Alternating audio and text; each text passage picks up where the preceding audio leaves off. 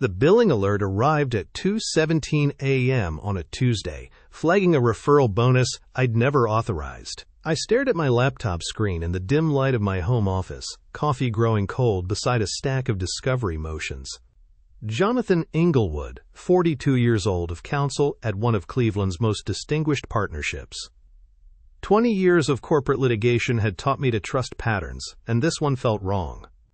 The alert showed a $15,000 referral commission processed for client Margaret Thornfield, a woman I'd represented through a complex breach of contract dispute just 6 months ago. The case had settled for $2.3 million after 18 months of grueling depositions and motion practice.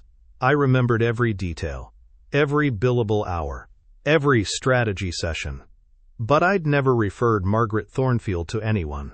I pulled up our case management system, fingers moving across the keyboard with practiced efficiency. The Thornfield file showed standard closure procedures. Final billing reconciled. Client satisfaction survey completed. Settlement funds distributed according to the agreed fee structure. Then I found it. Buried in the administrative notes section. Client referred to external counsel per J. Inglewood recommendation. Referral bonus processed per partnership agreement, section 12.4. My hands stopped moving. I'd written no such recommendation, made no such referral. Margaret Thornfield had been satisfied with our representation and had specifically thanked me for keeping her case in-house. I scrolled through the digital timestamps. The referral documentation had been entered into our system at 11:43 p.m. on March 15th, 3 weeks after the case closed. The IP address showed internal firm access. Someone with legitimate credentials had created this phantom referral. Someone who knew our billing codes, our client protocols, our partnership compensation structure. I opened my encrypted email archive and searched for any correspondence with Margaret Thornfield post-settlement. Nothing about referrals. Nothing about additional legal needs. Just a brief thank you note and a promise to recommend our firm to her business associates. The coffee had gone completely cold now. Outside, Cleveland's downtown skyline glittered through my office window, but the familiar view offered no comfort. In 20 years of practice, I'd seen embezzlement schemes, billing fraud, and client poaching. But this felt different. More sophisticated, more personal. Someone had used my name, my reputation, my client relationship. I reached for my phone to call the firm's managing partner, then stopped. It was nearly 3 a.m. This conversation required careful consideration, not panic. But as I stared at the referral documentation on my screen, one detail made my stomach tighten. The digital signature on the referral authorization wasn't just in my name, it was created using my personal access codes. The next morning arrived with Cleveland's typical March gloom. I'd managed 3 hours of sleep before my alarm pulled me back to the Thornfield mystery. The referral documentation sat in my briefcase like of a crime I couldn't yet define. At 7:30 a.m., I was the first attorney in the office. The support staff wouldn't arrive until 8. Perfect timing for what I needed to do. I logged into our case management system and pulled the administrative access logs. Every entry, every modification, every login attempt was recorded with military precision. The firm's IT department had implemented these protocols after a data breach 2 years ago. March 15, 11:43 p.m. User J. Inglewood. Action. Client referral documentation created. Case Thornfield 202-30847. But I'd been at home that night, watching the Cavaliers lose to Boston. My wife could verify the timeline. I'd fallen asleep on the couch during the fourth quarter. I dug deeper into the system logs. The access pattern showed something troubling. My credentials had been used to modify 17 different client files over the past 6 months. Always late at night. Always on cases I'd personally handled. Always involving referral bonuses or fee adjustments. The amounts were staggering. $43,000 in phantom referral fees. $28,000 in billing modifications. $67,000 in settlement fee adjustments that somehow bypassed our standard review protocols. Someone had been systematically looting client accounts using my digital identity. I printed the access logs and locked them in my desk drawer. Then I did something I'd never done in 20 years of practice. I changed all my passwords, every system, every database, every encrypted file. At 8:15 a.m., Reginald Ashworth knocked on my door. My junior associate looked tired, carrying 2 coffee cups and wearing yesterday's shirt. He'd been working late on the Morrison deposition prep. "Thought you might need caffeine," he said, setting a cup on my desk. "You look like you've been here all night." "Close enough." I accepted the coffee gratefully. "Reginald, I need to ask you something confidential. Have you noticed anything unusual about our billing system lately? Any discrepancies or modifications you couldn't explain?" His expression shifted slightly. A micro-hesitation that lasted maybe half a second.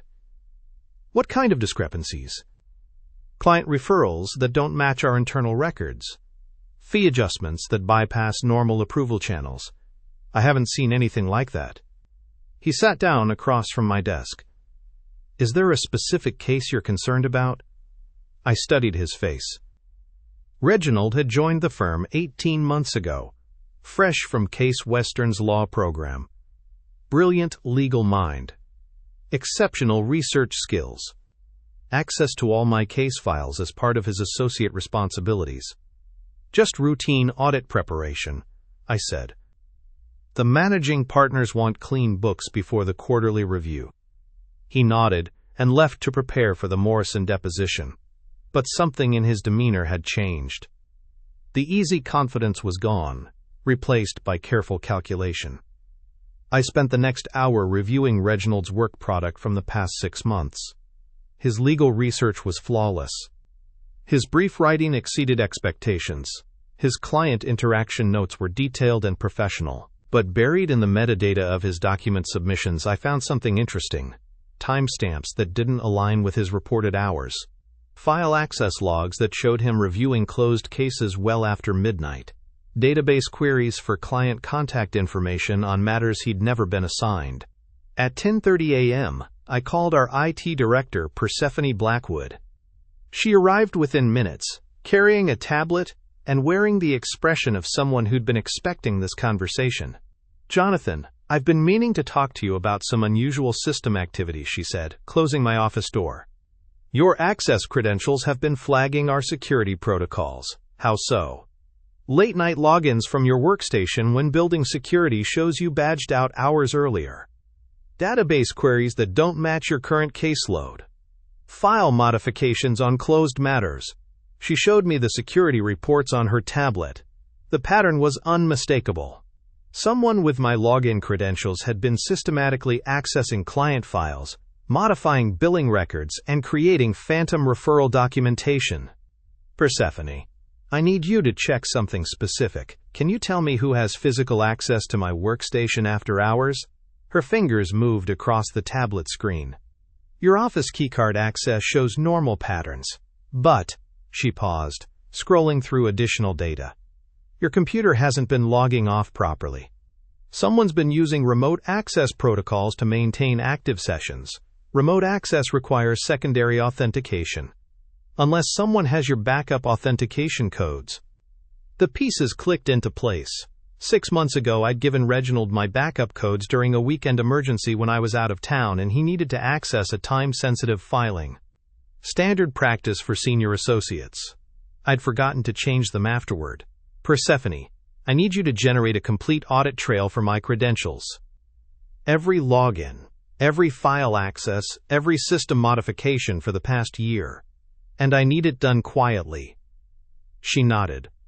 "I'll have it ready by business today." After she left, I sat alone in my office, staring at the Cleveland skyline. The betrayal was becoming clear, but the scope remained unknown. How many clients had been affected?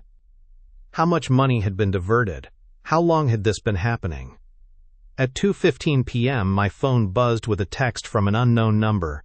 "We need to talk. Coffee shop on East 4th Street. Come alone." I recognized the writing style immediately.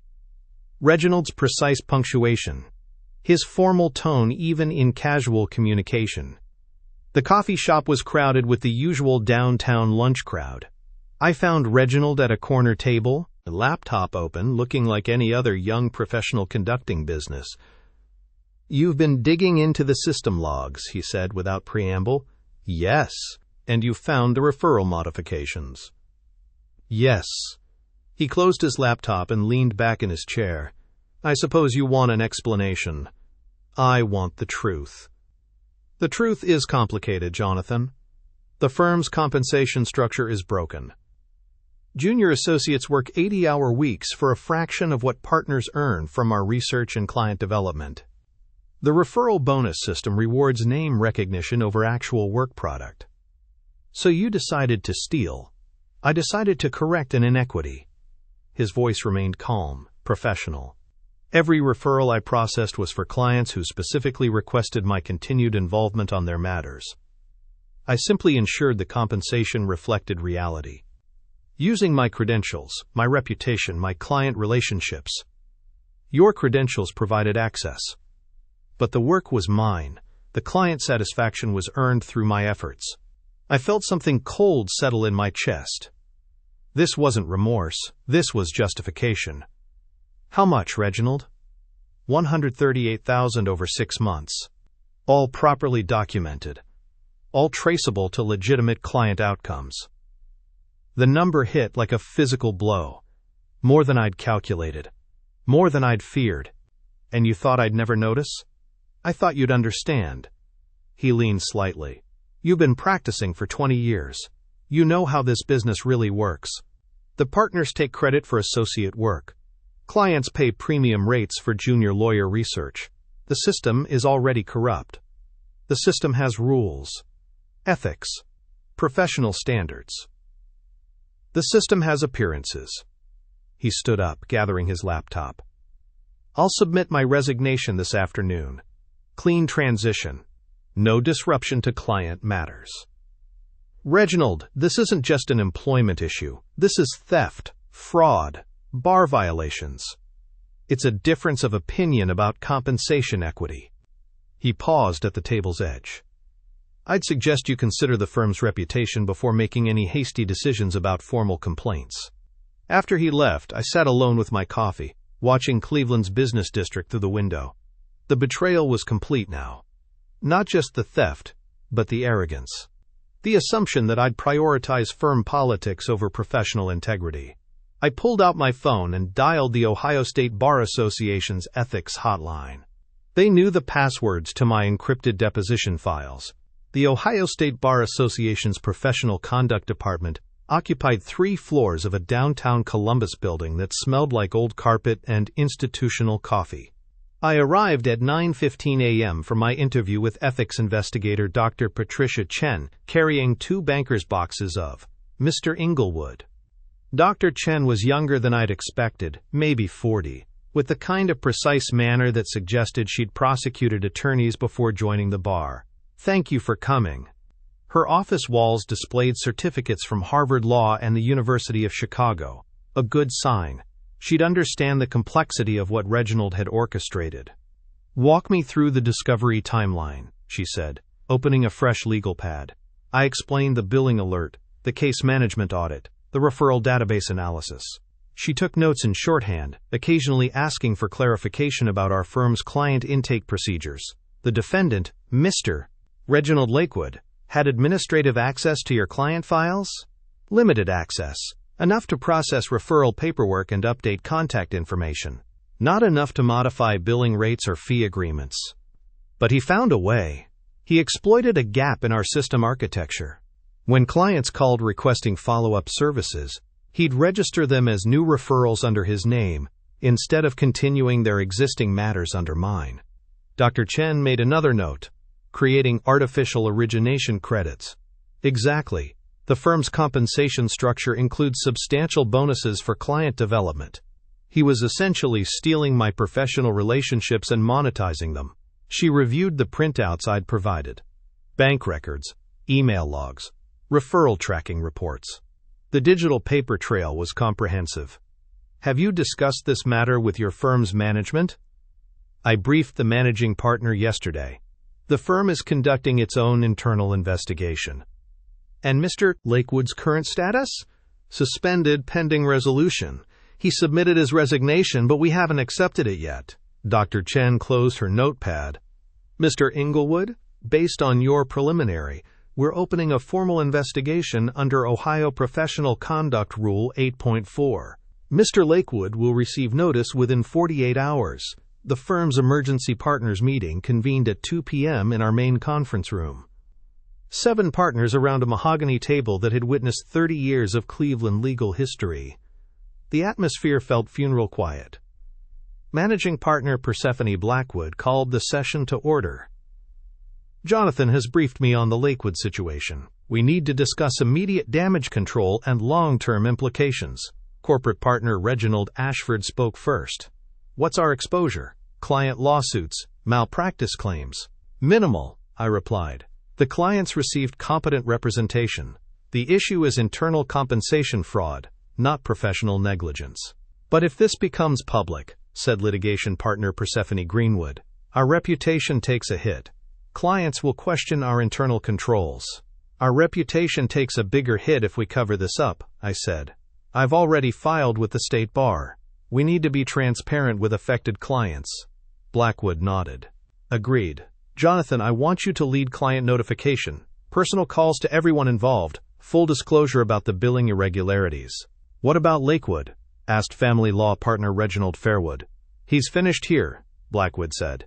The question is whether we pursue criminal charges. I'd been thinking about this since my conversation with Dr. Chen. The bar investigation will determine professional sanctions, but the dollar amount crosses the threshold for felony theft under Ohio law. You're talking about destroying a young lawyer's career, Fairwood said. He destroyed his own career when he decided to steal from clients and colleagues, I replied. Our obligation is to the profession and to future potential victims.